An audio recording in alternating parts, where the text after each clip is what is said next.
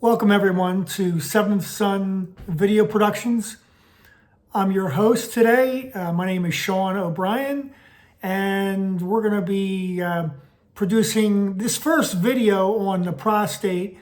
We'll cover all the basics and give you an idea of what's involved.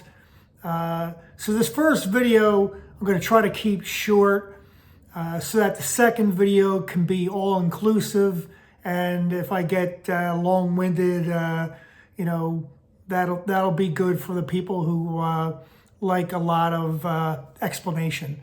So the ones that like short explanation, this video should be good for you, and we're going to cover a few things that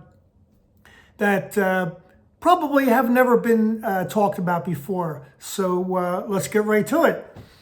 All right, so these are the factors involved in prostate. All right, we have testosterone, estrogen, DHT, aromatase, zinc, magnesium, high insulin levels, vitamin D3, which we get from the sun, cortisol, and stress. Okay, they're both related. Stomach acid, progesterone, and lymphatic system. All right. I think everybody knows that a man has testosterone, and but men also have estrogen, and we also have progesterone. Those two chemicals, hormones, in women are very high, but in men, estrogen and progesterone are very low. Okay.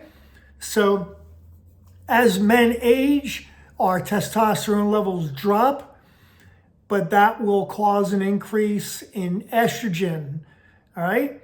It'll also cause, as testosterone drops, it'll cause a drop in progesterone also. All right. But estrogen will rise, and estrogen is really a growth hormone. It causes cells to multiply and grow. And DHT is also that is dihydrotestosterone. DHT's job is to cause growth in multiple places in the body, but in this particular case, we're talking about the prostate. All right. So as men age, testosterone levels will drop, and the vitamin D3 levels we get from the sun, they will actually drop also. And those two factors dropping will cause DHT activity to increase. All right. Now, because as men age, we're under more and more stress.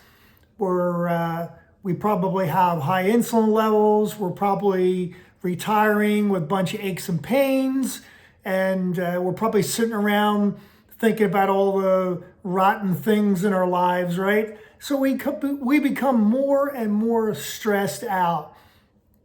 Now, the problem with stress is it causes cortisol levels to rise, all right? So here we got cortisol, which is a factor of stress. Now, when cortisol rises, it actually blocks out testosterone, okay? Blocks out testosterone and vitamin D3. Now, vitamin D3 gets blocked out by cortisol because they're both steroid hormones. So they both vie for the same spot on the receptor, but when it comes to stress, the stress chemicals take precedence over everything. All right, so it doesn't matter what your vitamin D3 levels are. If you're under stress, they're going to be lower, and that's a problem. So as stress increases, cortisol increases, vitamin D3 levels will decrease. All right. Now, we have zinc and magnesium, which are also vital for the control. Zinc is vital for the control of DHT, but it gets blocked out by estrogen. So as estrogen rises, DHT levels will drop. All right. Now, magnesium is also another mineral we get from our foods, but we need high stomach acid. Okay, right here, we need high stomach acid to absorb our zinc and magnesium, or any mineral for that matter. All right. But when we're under stress, the body will actually slow down your metabolism and cause a reduction of stomach acid.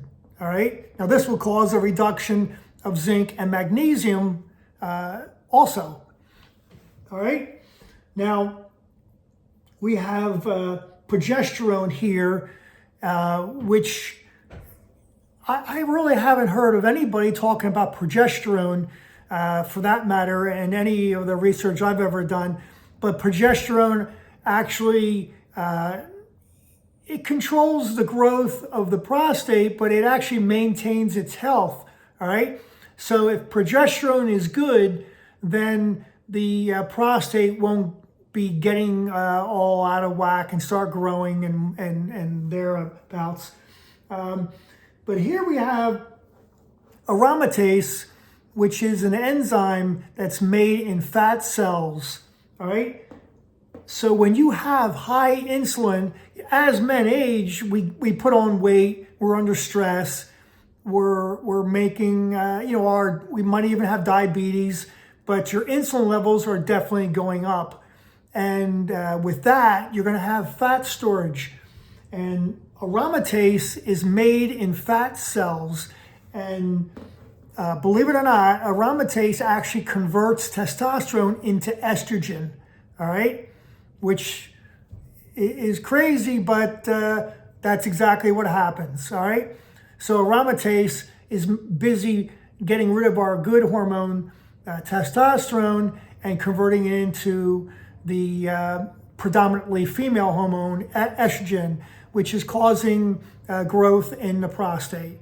So basically all men's problems have to do with growth in the prostate, squeezing off the urethra and causing a backlog of urine in the bladder, and which causes infections and gives men a hard time, peeing, or makes you wake up several times at night.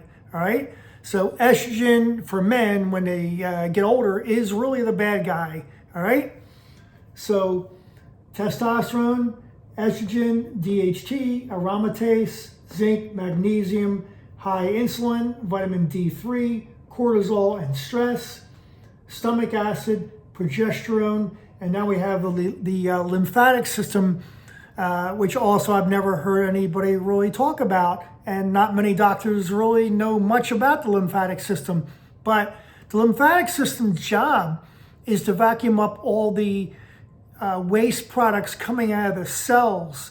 If the lymphatic system did not vacuum up those wastes, they would sit around the outside of the cell, and the cell would suffocate, and the lack of oxygen would cause cancer, but ultimately it would cause acid levels to increase, and nothing good would happen from that, okay? So the lymphatic system's job is to vacuum up all the waste and send those waste to the lymph nodes, where there's actually bacteria in the lymph nodes, and they raise the pH of the acids in those toxins up to about 6, and then those toxins are sent down to the kidneys for elimination. All right, but the lymphatic system has no pump, and it must pump everything uphill to get to the subclavian, the veins just below the collarbone in the neck area here. All right. So if you're not active, which most men are not, as we retire, we get older, those lymphatic fluids may not actually go up. They may, become stagnant and actually fall back down into the prostate gland, because the prostate gland is the lowest gland in the body. Now, yes, the lymphatic system does have one-way valves, just like the arterial system, which prevent things from backing down. But if the wastes are between one of those one-way valves and the prostate, that debris will actually stay in the prostate. It will raise the